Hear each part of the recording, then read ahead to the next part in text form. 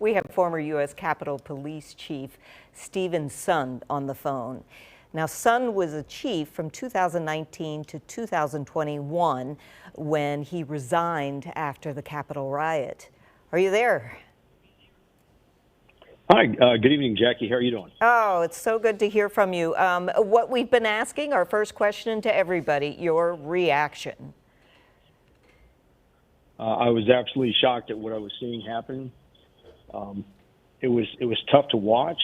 I'm glad that the president was able to come through safely. My prayers are for him, his family. And like you have been discussing, this is a time for our country to come together and heal.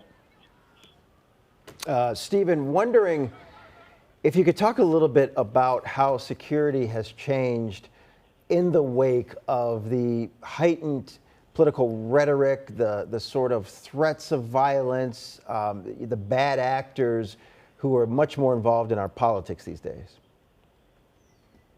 Absolutely, Tom, and I certainly appreciate the questions. What's interesting is in my career, starting with Washington, D.C. police in 1990, I've had the opportunity to protect every living president from Jimmy Carter all the way up to Biden. I've handled hundreds of presidents' details. I've traveled the world with the Secret Service studying protection and critical incidents. And the level of violence that we're seeing and threats against politicians is through the roof.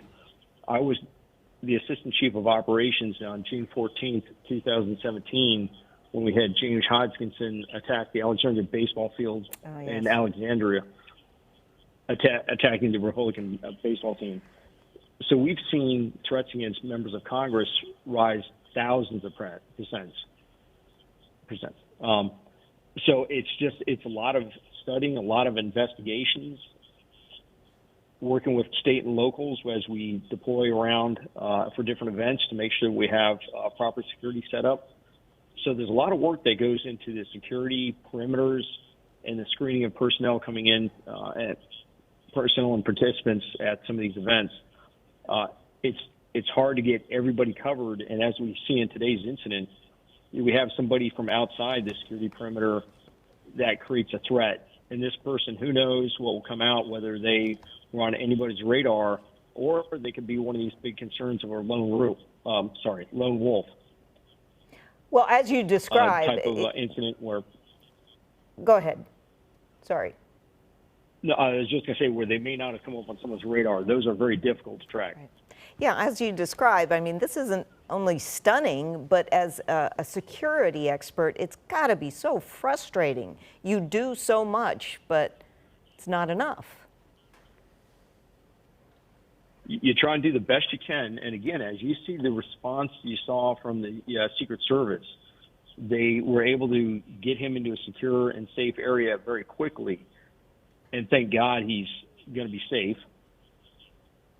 But you do worry about these one incidents. You have to realize the security personnel have to be right 100% of the time.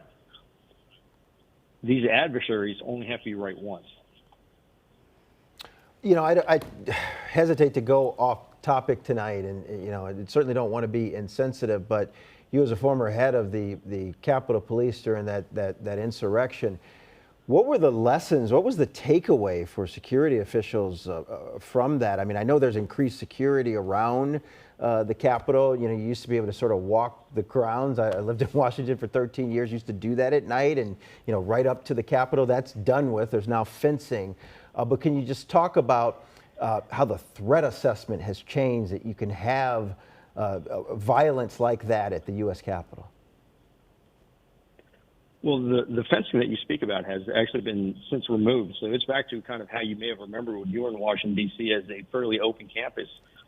And what you need to realize, the number of things that have changed is, one, the most important thing that changed is a law that prevented me as the chief of the Capitol Police from bringing in resources even before January 6th. They had a federal law in place to U.S. 1972 that even though I requested federal support twice in advance of January 6th and was denied, they now have changed that. So the chief of police has the ability to bring in federal resources without having to go through getting approval from the Capitol Police Board and congressional leadership. So there are steps that are being taken. They have more robust intelligence for doing investigations.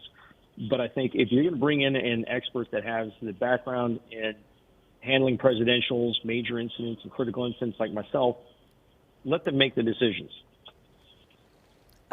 Well said. Stephen Sund, Yeah. former U.S. Capitol Police. Thank you so much for joining us.